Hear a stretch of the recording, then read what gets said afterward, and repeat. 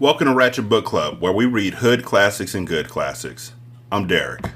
916-633-1537, Ratchet and Ratchet at gmail.com, Ratchet Book Club on Twitter, Ratchet Book Club on Facebook. Chapter 61. Northbound on the coastal highway, headed for Newport Beach, Agnes saw bad omens, mile after mile. The verdant hills to the east lay like slumbering giants under blankets of winter grass, bright in the morning sun. But when the shadows of clouds sailed off the sea and gathered inland, the slopes darkened to a blackish green, as somber as shrouds, and a landscape that had appeared to be a sleeping form now looked dead and cold. Initially, the Pacific could not be seen beyond an opaque lens of fog. Yet later, when the mist retreated, the sea itself became a portent of sightlessness, spread flat and colorless in the morning light. The glassy water reminded her of the depthless eyes that are blind, of that terrible sad vacancy where vision is denied. Barty had awakened able to read. On the page, lines of type no longer twisted under his gaze. While always Agnes held fast to hope, she knew that easy hope was usually false hope. And she didn't allow herself to speculate, even briefly, that his problem had resolved itself. Other symptoms, halos and rainbows, had disappeared for a time, only to return. Agnes had read the last half of Red Planet to Barty just the previous night, but he brought the book with him, to read it again. Although to her eyes the natural world had an ominous cast this morning, she was also aware of its great beauty. She wanted Barty to store up every magnificent vista, every exquisite detail. Young boys, however, are not moved by scenery, especially not when their hearts are adventuring on Mars. Ain't that the truth? Like, yo, I didn't know when I was a kid that I loved landscape photos, but I will stand outside and just take shots with my camera. Now, like, I don't even take pictures of people if I can help it. It's like, get out of my way. But when it comes to a landscape, it's like, oh my God.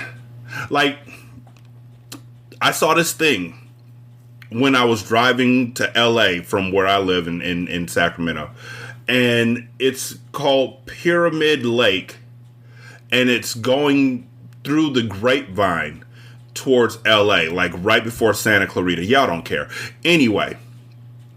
There's literally a rock that through erosion and water and whatever else is literally shaped like a pyramid, which is beautiful in itself. But at this moment, the sun hit the water just right. And like the dude said in The Emperor's New Groove, when the sun hits these hills just right, it sings.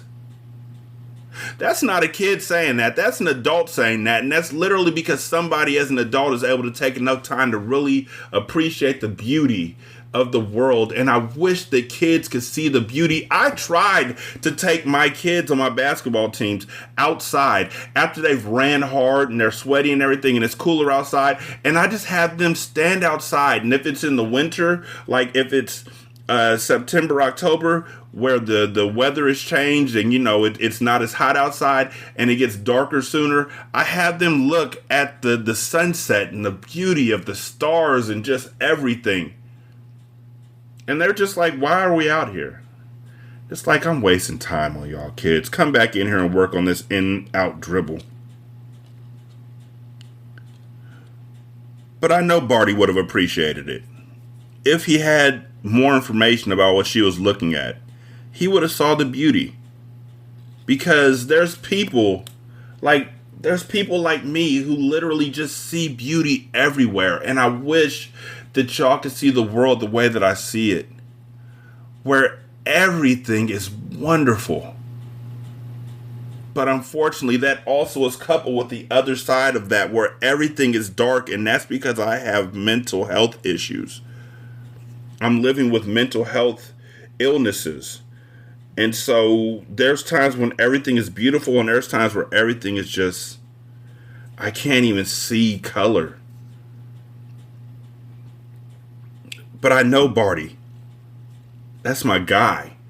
If he could have, he would have saw beauty too. He would have. She should have pointed it out to him. I think Agnes should have pointed it out. Barty read aloud as Agnes drove, because she enjoyed the novel only for page 104. He wanted to share with her the exploits of Jim and Frank and their Martian companion, Willis. Though she worried that reading would strain his eyes, worsening his condition, she recognized the irrationality of her fear. Muscles don't atrophy from use, nor eyes wear out from too much seeing. That's why if you share information, I was talking with somebody yesterday, and I know y'all want to get to the story. I'm sorry, I'm in a talkative mood today. I was talking to somebody yesterday who was talking about teaching and how when you learn something, you should not keep it to yourself because it benefits no one else. It's not like once you give it away, you're not giving knowledge. You're not giving it away. You can't lose it. You're just sharing it with somebody. That's why I'm reading these books. I'm sharing this with y'all.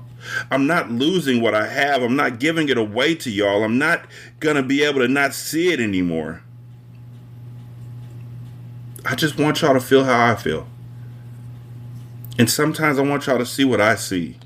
And this is the one way that I can show y'all what I see or read to y'all what I see. That's the beauty of this show. I just realized that. For me, yeah, it has a different meaning. But to y'all, I just want y'all to see what I see. And that's why I want y'all to get involved on Twitter and talk back to me and let me know what y'all see when y'all hear these parts. Like if you got to pause it and type up a quick tweet or something, that's fine. Just let me know what y'all see. Because I see beauty in these pages.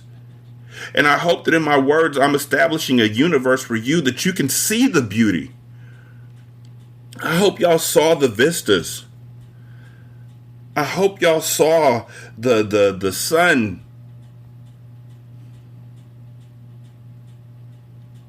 You can't lose it by using it. You can only lose it by not. You know what I'm saying? Through miles of worry, natural beauty, imagined omens, and the iron-red sands of Mars, they drove at last to Franklin Chan's offices in Newport Beach. Short and slender, Dr. Chan was as self-effacing as a Buddhist monk, as confident and as gracious as a Mandarin emperor. His manner was serene, and his effect was tranquility. Now, I know that he's Asian. You didn't have to give him Asian comparisons. I feel like there's other ones that could have been thought of, but I feel where you're coming from, and it does make sense. But looking at it now, I'm like, the comparisons didn't have to be A to A, For half an hour, he studied Barty's eyes with various devices and instruments. Thereafter, he arranged an immediate appointment with an oncologist, as Joshua Nunn had predicted. When Agnes pressed for a diagnosis, Dr. Chan quietly pleaded the need to gather more information. After Barty had seen the oncologist and had additional tests, he and his mother will return here in the afternoon to receive a diagnosis and counseling and treatment options. Agnes was grateful for the speed with which these arrangements were made, but she was also disturbed. Chan's expeditious management of Barty's case resulted in part from his friendship with Joshua, but an urgency arose as well. During his examination of the boy, from a suspicion that he remained reluctant to put into words. My son had his first examination on January the 18th. He had his surgery on February the 1st. For those y'all who know, you know that that's not how surgery usually works. It's not usually that quick unless it's an emergency or there's something big going on. So yeah. Dr. Morley Schur, the oncologist, who had offices in a building near Hawaii Hospital, proved to be tall and portly, although otherwise much like Franklin Chan, kind, calm, and confident. Yet Agnes feared him, for reasons similar to those that might cause a superstitious primitive to tremble in the presence of a witch doctor. Although he was a healer, his dark knowledge of the mysteries of cancer seemed to give him godlike power. His judgment carried the force of fate, and his was the voice of destiny. After examining Barty, Dr. Schur sent him to the hospital for further tests. There they spent the rest of the day, except for an hour break during which they ate lunch in a burger joint. Throughout lunch and, indeed, during his hours as an outpatient at the hospital, Barty gave no indication that he understood the gravity of his situation. He remained cheerful, charming the doctors and technicians with his sweet personality and precocious chatter. In the afternoon, Dr. Scher came to the hospital to review test results and to re-examine Barty. When the early winter twilight gave way to night, he sent them back to Dr. Chan, and Agnes didn't press Scher for an opinion. All day she had been impatient for a diagnosis, but suddenly she was loath to have the facts put before her. On the short return trip to the ophthalmologist, Agnes crazily considered driving past Chan's office building, cruising onward, ever onward into the sparkling December night. Not just back to Bright Beach, where the bad news would simply come by phone, but to places so far away that the diagnosis would never catch up to him, where the disease would remain unnamed and therefore would have no power over Barty. Mommy, did you know every day on Mars is 37 minutes and 27 seconds longer than ours? Funny, but none of my Martian friends ever mentioned it. Guess how many days in a Martian year? Well, it's farther from the sun, 140 million miles. So, 400 days? Lots more, 687. I'd like to live on Mars, wouldn't you? It's longer to wait between Christmases, she said, and between birthdays. I'd save a bunch of money on gifts. You'd never cheat me. I know you. We'd have Christmas twice a year and parties for half birthdays. You think I'm a pushover, huh? Nope, but you're a real good mom. As if he sensed her reluctance to return to Dr. Chan, Barty had kept her occupied with talk of the Red Planet as they approached the office building, had talked her off the street, along the driveway, and into a parking space, where finally she relinquished the fantasy of an endless road trip. At 5:45, long past the end of office hours, Dr. Chan's suite was quiet. The receptionist, Rebecca, had stayed late, just to keep company with Barty in the waiting room. As she settled into a chair beside the boy, he asked her if she knew what gravity was on Mars, and when she confessed ignorance, he said, "Only 37% what it is here. You can really jump on Mars." Dr. Chan led Agnes to his private office, where he discreetly closed the door. Her hand shook. Her entire body shook, and in her mind was a hard clatter of fear like the wheels of a roller coaster rattling over poorly seamed tracks. When the ophthalmologist saw her misery, his kind face softened further, and his pity became palpable. In that instant, she knew the dreadful shape of the future, if not its fine details. Instead of sitting behind his desk, he settled into the second of two patient chairs beside her. This, too, indicated bad news. Miss Lampion, in a case like this, I found the greatest mercy is directness. Your son has retinoblastoma, a malignancy of the retina. Although she had acutely felt the loss of Joey during the past 3 years, she had never missed him as much as she missed him now. Marriage is an expression of love and respect and trust and faith in the future, but the union of husband and wife is also an alliance against the challenges and tragedies of life. A promise that with me in your corner, you will never stand alone. The danger, Dr. Chan explained, is that the cancer can spread from the eye to the orbit, then along the optic nerve to the brain. Against the sight of Franklin Chan's pity, which implied the hopelessness of Barty's condition, Agnes closed her eyes. But she opened them at once, because his chosen darkness reminded her that unwanted darkness might be Barty's fate. Her shaking threatened her composure.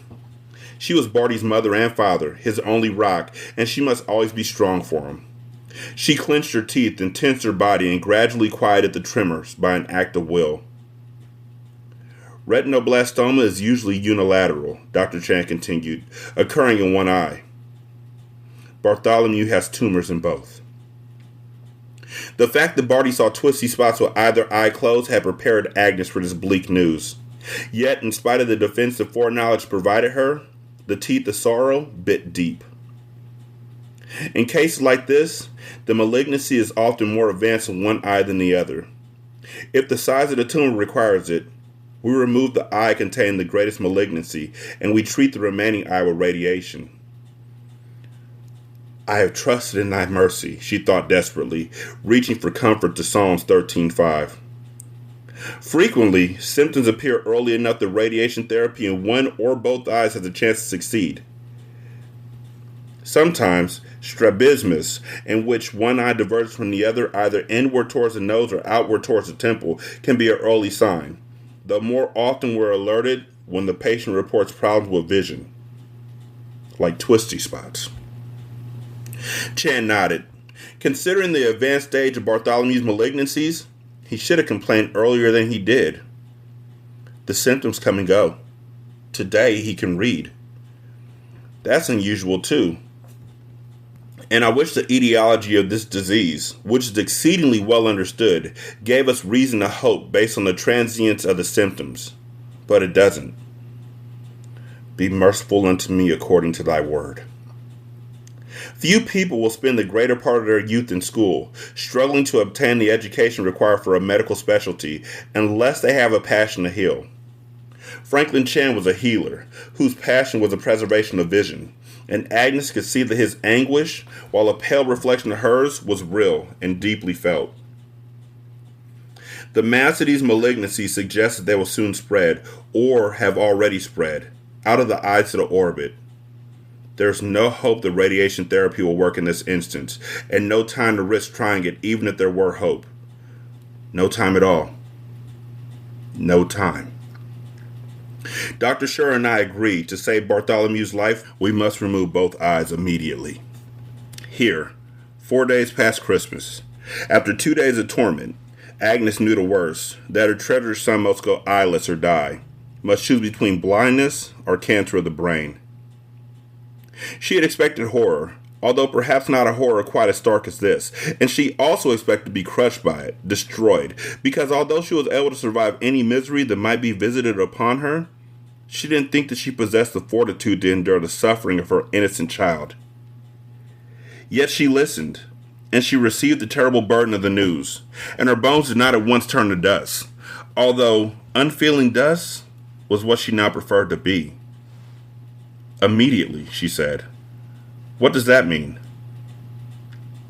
Tomorrow morning. She looked down at her clutched hands. Made for work, these hands, and always ready to take on any task.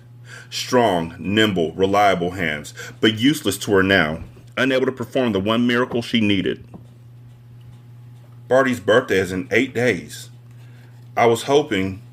Dr. Chan's manner remained professional, providing the strength that Agnes required, but his pain was evident when his gentle voice softened further.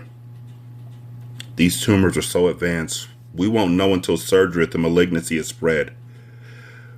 We may already be too late.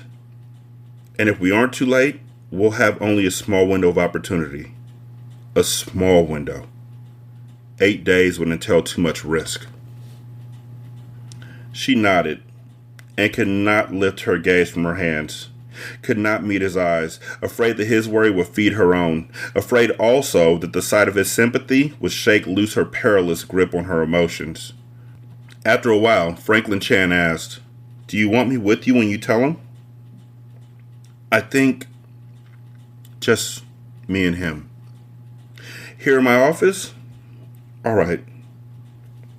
Would you like time by yourself before I bring him to you? She nodded. He rose, opened the door.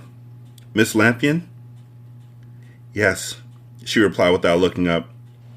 He's a wonderful boy, so very bright, so very full of life. Blindness will be hard, but it won't be the end. He'll cope without the light. It'll be so difficult at first, but this boy, eventually he'll thrive. She bit her lower lip, held her breath, repressed a sob that sought release, and said, I know. Dr. Chan closed the door as he left. Agnes leaned forward in her chair, knees together, clasped hands resting on her knees, forehead against her hands. She thought that she already knew all about humility, about the necessity of it, about the power of it to bring peace of mind and to heal the heart. But in the following few minutes, she learned more about humility than she had ever known before. The shakes returned, became more violent than previously, and then once more passed. For a while, she couldn't get enough air, felt suffocated. She drew great, raw, shuddering breaths and thought that she would never be able to quiet herself. But quiet came. Worried that tears would frighten Barty, that indulging in a few would result in a ruinous flood, Agnes held back the salt tides. A mother's duty proved to be the stuff from which dams were built. She got up from the chair and went to the window, and raised the Venetian blind rather than look out between its slats. The night, the stars.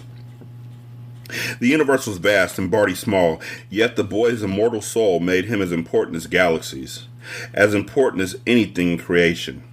This Agnes believed.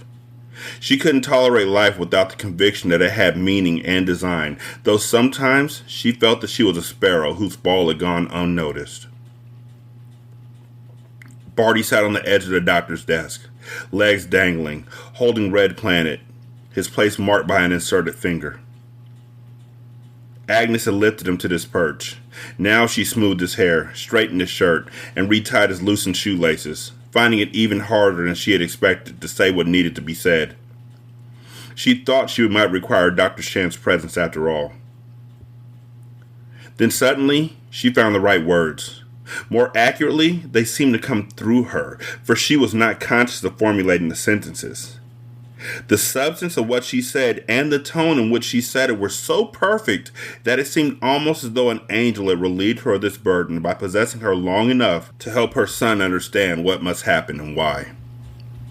Barty's math and reading skills exceeded those of most 18-year-olds, but regardless of his brilliance, he was a few days shy of his 3rd birthday. Prodigies were not necessarily as emotionally mature as they were intellectually developed, but Barty listened with sober attention, asked questions, and then sat in silence, staring at the book in his hands, with neither tears nor apparent fear. At last he said, "Do you think the doctors know best?" "Yes, honey, I do." "Okay." He put the book aside on the desk and reached for her. Agnes drew him into her arms and lifted him off the desk and embraced him tightly, with his head on her shoulder and his face nestled against her neck, as she held him when he was a baby. "Can't we wait until Monday?" he asked. Some information she had withheld from him, that the cancer might have already spread, that he might die still even after his eyes were removed, and that if it hadn't yet spread, it might soon do so. "Why Monday?" she asked. "I can read now. The twisties are gone." "They'll be back." "But over the weekend, maybe I could read a few last books." Heinlein, huh? He knew the titles that he wanted. Tunnel in the Sky, Between Planets, Starman Jones. Carrying him to the window, gazing up at the stars, the moon, she said, "I'll always read to you, Barty." "That's different, though." Yes it is. And it is, 'cause me reading to y'all, I don't know what y'all see. But when you read to yourself, you get into this beautiful zone where you just fall into that world, fall into that place where nothing else matters. Heinlein dreamed of traveling to far worlds. Prior to his death, John Kennedy had promised the men would walk on the moon before the end of the decade. Barty wanted nothing so grand, only to read a few stories, to lose himself in the wonderful private pleasure of books, because soon each story would be a listening experience only, no longer entirely a private journey. His breath was warm against her throat. "And I want to go back home to see some faces." "Faces?" "Uncle Edom, Uncle Jacob, Aunt Maria. So I can remember faces after, you know." The sky was so deep and cold.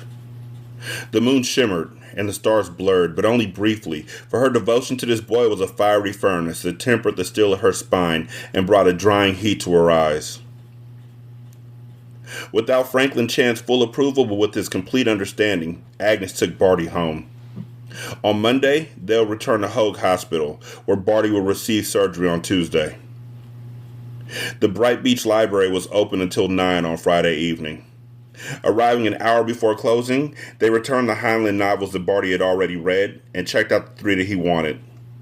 In a spirit of optimism, they borrowed a 4th, Podkayne of Mars. In the car again, a block from home, Barty said, "Maybe you could just not tell Uncle Edom and Uncle Jacob until Sunday night. They won't handle it real well, you know?" She nodded. "I know. If you tell them now, we won't have a happy weekend." Happy weekend. His attitude amazed her, and his strength in the face of darkness gave her courage. At home, Agnes had no appetite, but she fixed Barty a cheese sandwich, spooned potato salad into a dish, added a bag of corn chips and a Coke, and served this late dinner on a tray in his room, where he was already in bed and reading Tunnel in the Sky. Edom and Jacob came to the house, asking what Dr. Chan had said, and Agnes lied to them. "There are some test results that we won't have until Monday, but he thinks Barty's going to be all right." If either of them suspected that she was lying, it was Edom. He looked puzzled, but he didn't pursue the issue. She asked Edom to stay in the main house, so Barty wouldn't be alone while she visited Maria Gonzalez for an hour or two. He was pleased to oblige, settling down to watch a television documentary about volcanoes, which promised to include stories about the 1902 eruption of Mount Pelée on Martinique, which killed 28,000 people within minutes, and other disasters of colossal proportions. She knew Maria was home, waiting for a call about Barty. The apartment above Alina's Fashions could be reached by a set of exterior stairs to the back of the building. The climb had never before taxed Agnes and Elise, but now it took away her breath and left her legs trembling by the time she reached the top landing. Maria looked stricken when she answered the doorbell, for she intuited that a visit, instead of a call, meant the worst. In Maria's kitchen, still just 4 days past Christmas, Agnes let dissolve her stoic mask and wept at last. Later, at home, after Agnes sent Edom back to his apartment, she opened a bottle of vodka that she had bought on the way back from Maria's. She mixed it with orange juice in a water glass. She sat at the kitchen table, staring at the glass. After a while, she emptied it in the sink without having taken a sip. She poured cold milk and drank it quickly. As she was rinsing the empty glass, she felt as if she might throw up, but she didn't. For a long time, she sat alone in the dark living room, in the armchair that had been Joey's favorite, thinking about many things, but returning often to the memory of Barty's dry walk in wet weather.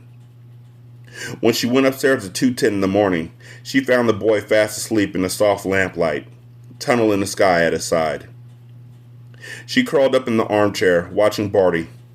She was greedy for the sight of him. She thought she would not doze off, but would spend the night watching over him, yet exhaustion defeated her. Shortly after 6 o'clock Saturday morning, she stirred from a fretful dream and saw Barty sitting up in bed, reading. During the night, he had awakened, seen her in the chair, and covered her with a blanket. Smiling, pulling the blanket more tightly around herself, she said, "You look after your old mom, don't you? You make good pies." Caught unaware by the joke, she laughed. "Well, I'm glad to know I'm good for something. Is there maybe a special pie you'd like me to make today?" "Peanut butter chiffon, coconut cream, and chocolate cream." "3 pies, huh? You'll be a fat little piggy." "I'll share," he assured her. Thus began the first day of the last weekend of their old lives. Maria visited on Saturday, sitting in the kitchen, embroidering the collar and cuffs of a blouse while Agnes baked pies. Barty sat at the kitchen table, reading Between Planets. From time to time, Agnes discovered him watching her at work or studying Maria's face in her dexterous hands. At sunset, the boy stood in the backyard, gazing up through the branches of the giant oak as an orange sky darkened the coral to red to purple to indigo. At dawn, he and his mother went down to the sea to watch the rolling waves filigreed with foam and gilded with the molten gold of morning sun, to see the kiting gulls and the scattered bread that brought the winged multitudes to earth. On Sunday, New Year's Eve, Edom and Jacob came for dinner. Following dessert, when Barty went to his room to continue reading Starman Jones, which he had begun late that afternoon, Agnes told her brothers the truth about their nephew's eyes. Their struggle to put their sorrow into words moved Agnes, not because they cared so deeply, but because in the end they were unable to express themselves adequately. Without the relief provided by expression, their anguish grew corrosive. Their lifelong introversion left them without the social skills to unburden themselves or to provide solace to others. Worse, their obsessions with death in all its many means and mechanisms had prepared them to expect Barty's cancer, which left them neither shocked nor capable of consolation, but merely resigned. Ultimately, in great frustration, each twin was reduced to fragmented sentences, crippled gestures, quiet tears, and Agnes became the only consoler. They wanted to go up to Barty's room, but she refused them because there was nothing more they could do for the boy than they had done for her. He wants to finish reading Starman Jones, and I'm not letting anything interfere with that. We're leaving for Newport Beach at 7 in the morning, and you can see him then. You know, this is me. Parents, don't go lying to your kids. Like, that's messed up. That's messed up. I'm not talking about, like, cancer and stuff like that. I'm not talking about this at all. I'm talking about when I was a kid, and we used to go on long road trips, and I was like 9, 10, 11, 8. I love to read. And we'd be on these long road trips, and there was a light in the back that you could turn on. And my parents told me that if you turn that light on at night, the cops will pull you over and arrest them. So that's why I wasn't allowed to turn that light on and read a book. And so I had to sit, bored, stupid, or playing my Game Boy, which, for you young folks back there in the back, did not have a backlight to it. There was no color to a Game Boy. There was nothing but black and white against a gray screen. So you couldn't play it at night. But I wanted to, because I wasn't allowed to read a book, because I couldn't turn on the lights. So I had to wait for the street lights to pass and try and do a move real quick and then pause. I was literally 35 when I found out that you could leave the light on and read. Or you could leave that light on and you wouldn't get arrested. I didn't even call my parents out about that one. It wouldn't even have been worth it. My mom would have been like, I don't remember saying that. Now, it would have been it. Shortly past 9 o'clock, an hour after Edom and Jacob had gone, Barty came downstairs, book in hand. The Twisties are back. For each of them, Agnes put 1 scoop of vanilla ice cream in a tall glass of root beer, and after changing quickly into their pajamas, they sat together in Barty's bed, enjoying their treats, while she read aloud the last 60 pages of Starman Jones. No weekend had ever passed so quickly, and no midnight had ever brought with it such dread. Barty slept in his mother's bed that night. Shortly after Agnes turned out the light, she said, "Kiddo, it's been 1 whole week since you walked where the rain wasn't, and I've been doing a lot of thinking about that." "It's not scary," he assured her again. "Well, it still is to me, but what I've been wondering, when you talk about all the way things are, is there some place where you don't have this problem with your eyes?" "Sure. That's how it works with everything. Everything that can happen does happen, and each different way of happening makes a whole new place." That's quantum physics, ladies and gentlemen. I didn't follow that at all. If y'all watched Loki, if you've seen Doctor Strange, this book came out before both of them. I love this book. He sighed. "I know. Do you see these other places?" "Nope, I just feel them. Even when you walk in them, I don't really walk in them. I just sort of walk in the idea of them. I don't suppose you can make that any clearer for your old mom, huh? Maybe someday, but not now. So how far away are these places?" "All here together now. Other Bartys and other Agneses and other houses like this, all here together now?" "Yeah. And in some of them, your dad's alive. Yeah. And in some of them, maybe I died the night you were born and you live alone with your dad. Some places, it has to be like that. In some places, it has to be that your eyes are okay. Oh, there's lots of places where I don't have bad eyes at all. And then lots of places where I have it worse or don't have it as bad, but I still have it some. Agnes remained mystified by this talk, but a week before, in the rain-swept cemetery, she had learned there was substance to it. She said, "Honey, what I'm wondering is, could you walk where you don't have bad eyes, like you walk where the rain wasn't, and leave the tumors in that other place? Could you walk where you have good eyes and come back with them? If you've seen WandaVision, if you've seen Doctor Strange Part 2, this is all Wanda wanted. This was it. This is how villains are made. Right here. I still refuse to call Wanda a villain, by the way. Refuse. I won't. I know the fear of almost losing a child. I know the pain of thinking you were going to lose a child. Nope. I just want to reiterate, and I know that this is a book podcast, but I just want to reiterate, she lost her family, her brother, her life, her husband, in a very short span of time. I wonder sometimes what the timeline of Marvel movies is, because it feels like Battle of Age of Ultron and Infinity War were really close together.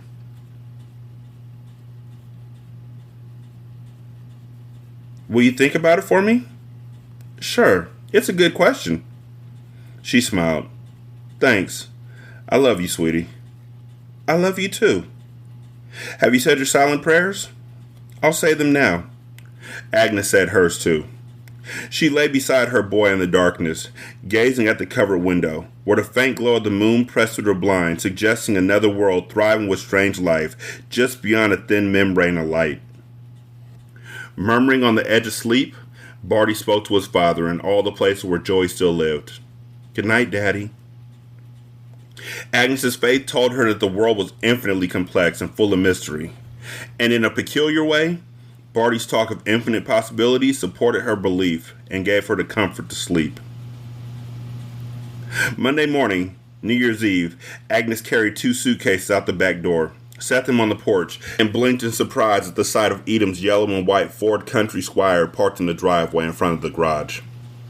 He and Jacob were loading their suitcases into the car. They came to her, picked up the luggage as she had sat down, and Edom said, "I'll drive." "I'll sit up front with Edom," Jacob said. "You can ride in back with Barty." In all their years, neither twin had ever set foot beyond the limits of Bright Beach. They both appeared nervous but determined. Barty came out the house with a library copy of Podkayne of Mars, which his mother had promised to read to him later in the hospital. "Are we all going?" he asked. "It looks that way," said Agnes. "Wow." Exactly. In spite of major earthquakes pending, explosions of dynamite hauling trucks on the highway, tornadoes somewhere churning, the grim likelihood of a great dam bursting along the route, freak ice storms stored up in the unpredictable heavens, crashing planes and runaway trains converging on the coastal highway, and the possibility of a sudden violent shift in the Earth's axis that will wipe out human civilization, they risked crossing the boundaries of Bright Beach and traveled north into the great unknown, a territory strange and perilous. As they rolled along the coast, Agnes began to read to Barty from Podkayne of Mars. "All my life I wanted to go to Earth. Not to live, of course, just to see it. As everyone knows, Terra is a wonderful place to visit, but not to live. Not truly suited to human habitation." In the front seat, Edom and Jacob murmured agreement with the narrator's sentiments. Monday night, Edom and Jacob booked adjoining units in a motel near the hospital. They called Barty's room to give Agnes a phone number and to report that they had inspected 18 establishments before finding one that seemed comparatively safe. In regard for Barty's tender age, Dr. Franklin Chan had arranged for Agnes to spend the night in her son's room in the second bed, which currently wasn't needed for a patient. For the first time in many months, Barty didn't want to sleep in the dark. They left the door of the room open, emitting some of the fluorescent glow from the hallway. The night seemed to be longer than a Martian month. Agnes dozed fitfully, waking more than once, sweaty and shaking, from a dream in which her son was taken from her in pieces. First his eyes, then his hands, then his ears, his legs. The hospital was eerily quiet, except for the occasional squeak of rubber-soled shoes on the vinyl floor of the corridor. At first light, a nurse arrived to perform preliminary surgical prep on Barty. She pulled the boy's hair back and captured under a tight-fitting cap. With cream and a safety razor, she shaved off his eyebrows. When the nurse was gone, alone with his mother as they waited for the orderly to bring a gurney, Barty said, "Come close." She was already standing beside his bed. She leaned down to him. "Closer," he said. She lowered her face to his. He raised his head and rubbed noses with her. "Eskimo. Eskimo," she repeated. Barty whispered, I know that this is a, you know what, I'm not gonna do it. But I have to, he's 3. The Great North Pole Society and Not Evil Adventurers is now in session. All members present, she agreed. I have a secret. No member of the society ever violates a secret confidence, Agnes assured him.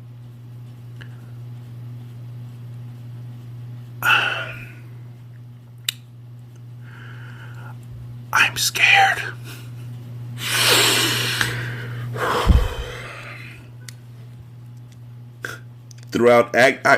I've read this book twice a year for many, many years, and I've never cried.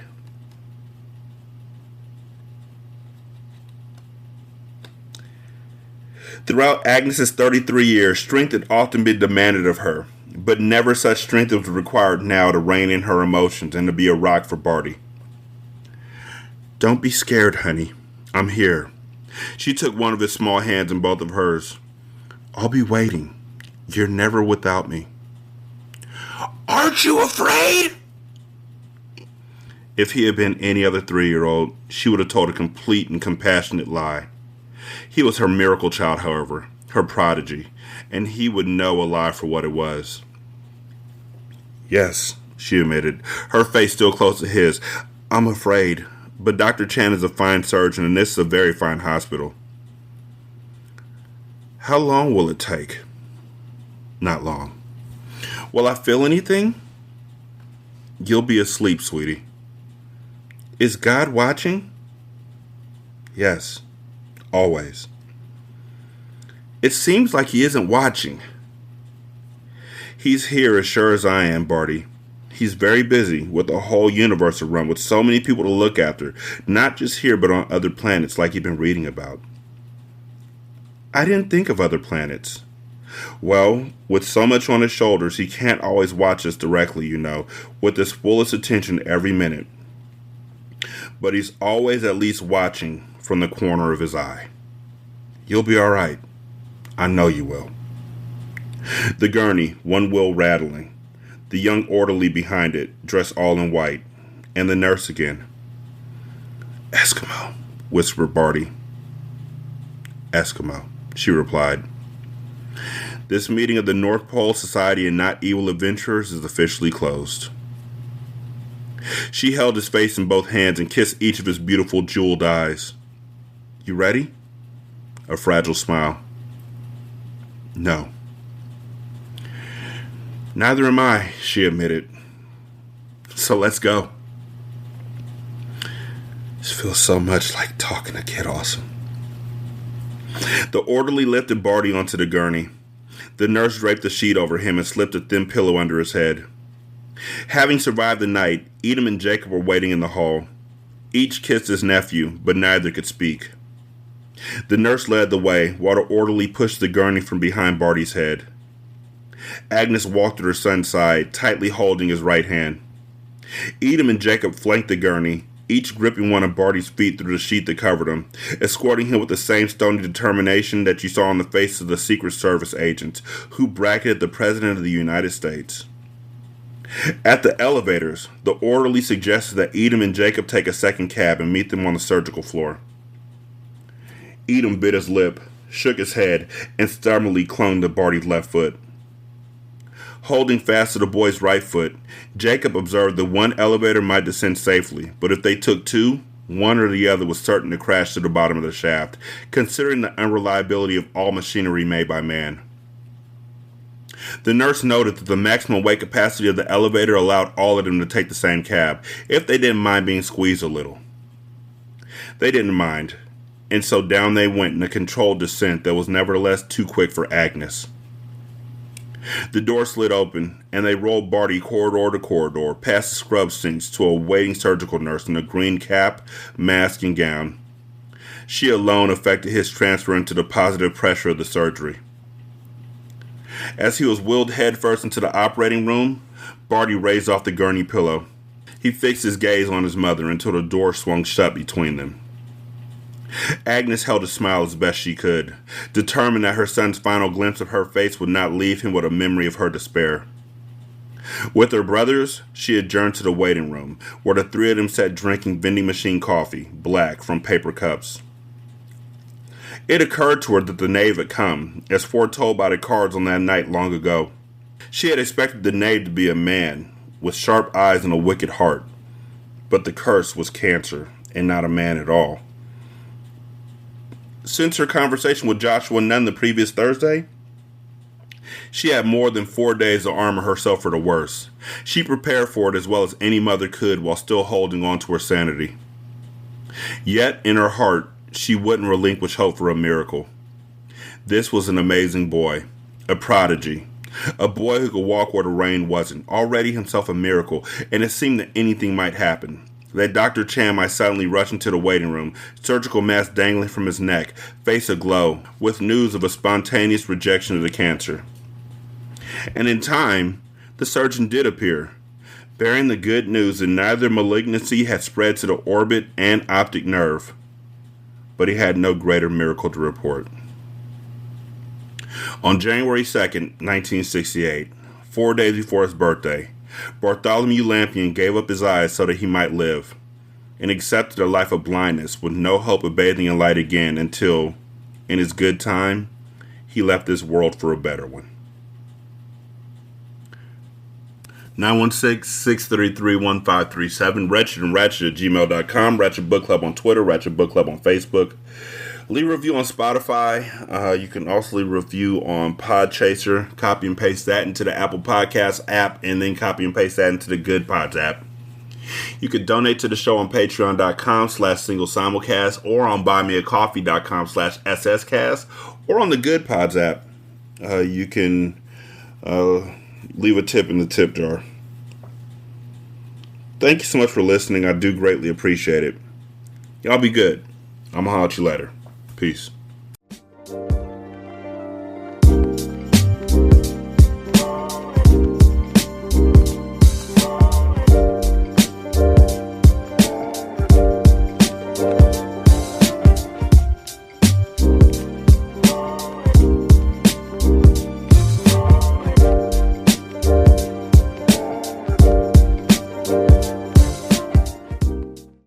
The intro and outro to Ratchet Book Club is by That Kid Garan, and it's called Goodbyes.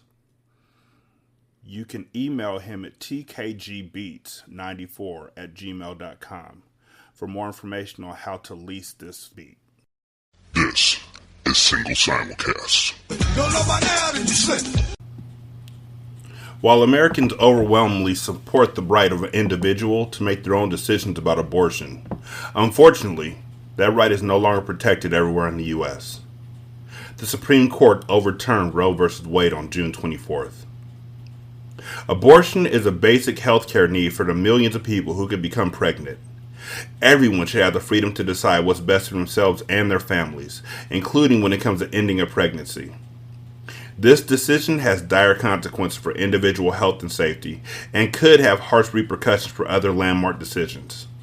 Restricting access to comprehensive reproductive care, including abortion, threatens the health and independence of all Americans. Even if you live in a state where abortion rights are upheld, Access to safe medical procedures shouldn't be determined by location, and it shouldn't be the privilege of a small few. You can help by donating to local abortion funds.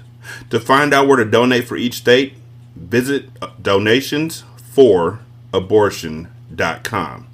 That's the number 4, not spelled out. If you or someone you know needs help, or if you want to get more involved, here are 5 resources. 1. Shout Your Abortion is a campaign to normalize abortion. 2. Don't Ban Equality is a campaign for companies to take a stand against abortion restrictions. 3. Abortion.cafe has information about where to find clinics. 4. PlanCpills.org provides early at-home abortion pills that you can keep in your medicine cabinet. And 5. Choice.crd.co has a collection of these resources and more. You can also find links to all these resources at podvoices.help. I encourage you to speak up, take care, and spread the word.